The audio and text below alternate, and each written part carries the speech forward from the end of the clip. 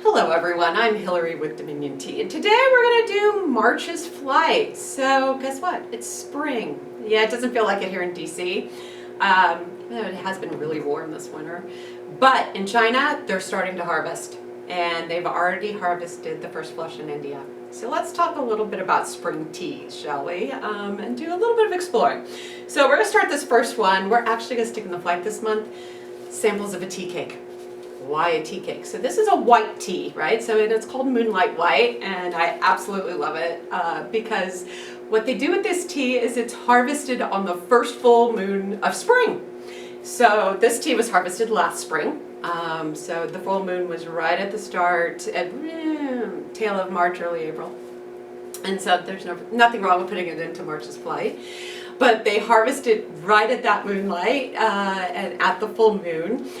Some of the farms actually do harvest at night under the moonlight for this tea. They put it together under the belief that the moon and the full moon in and of itself has its own benefits. What I love is the flavor.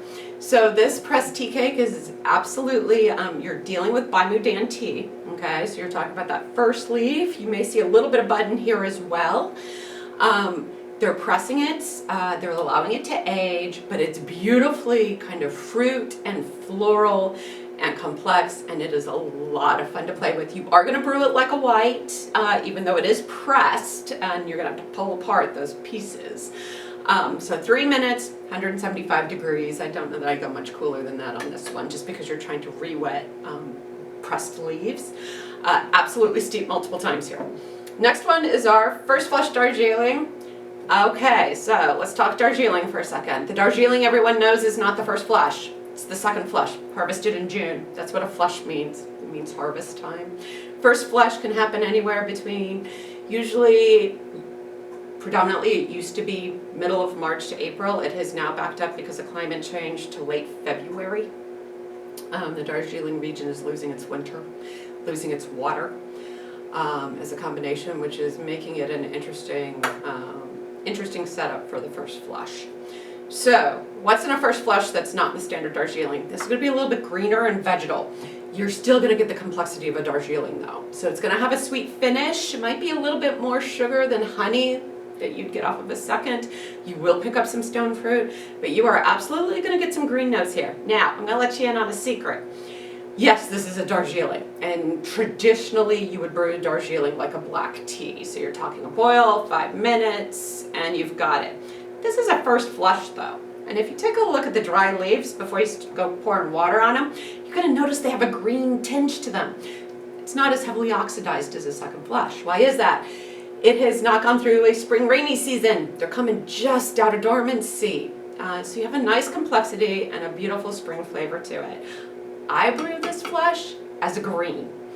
So I would recommend to you absolutely brew 1 cup traditionally as a black tea. You've got enough in the sample bags to brew 3 cups. Brew a second cup as a green. Drop that water temperature down. If you're a little iffy about going as far down as 175 because you're not really a fan of green tea, fine. Drop it to oolong level, right around 190. You'll still get a beautiful cup of tea. And try it. I happen to like it that way because it pulls out the astringency.